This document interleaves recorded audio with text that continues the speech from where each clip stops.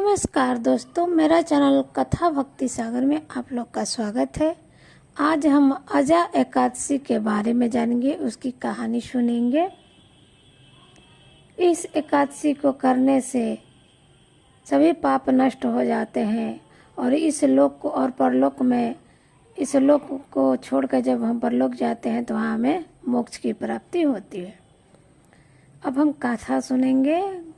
प्राचीन काल में एक चक्रवर्ती राजा राज्य करता था। उसका नाम हरिश्चंद्र था। वह अत्यंत वीर प्रतापी तथा सत्यवादी था। उसने अपनी स्त्री तथा पुत्र को बेच डाला।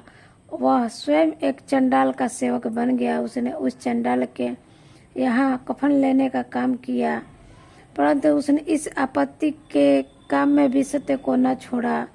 जब इस प्रकार रहते हुए उसको बहुत वर्ष हो गए, उसे अपने इस नीच कर्म पर बड़ा दुख हुआ इससे मुक्त होने का उपाय खोजने लगा। वह उस जगह सदैव इसी चिंता में रहता था कि मैं क्या करूं।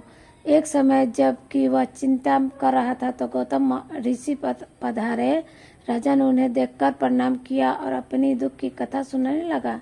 महर्षि राजा के दुखों से पूर्ण वाक्यों को सुनकर अत्यंत दुखी हुए और राजा से बोले कि हे राजन, भादो के कृष्ण पक्ष में एक एकादशी है। इस एकादशी का नाम अजा है। तुम इसी अजा नामक एकादशी का विधि पूर्वक व्रत करो तथा रात्रि को जागरण करो। इससे तुम्हारे समस्त पाप नष्ट हो जाएंगे। गौतम ऋषि के कथा अनुसार राजा ने इस प्रकार का ही व्रत किया।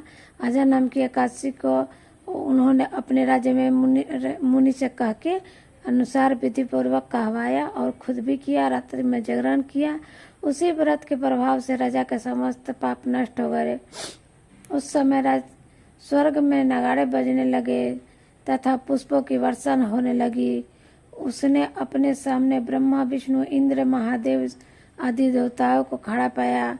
उसने अपने मृतक पुत्र को जीवित तथा स्त्री को वस्त्र तथा आभूषणों से युक्त देखा।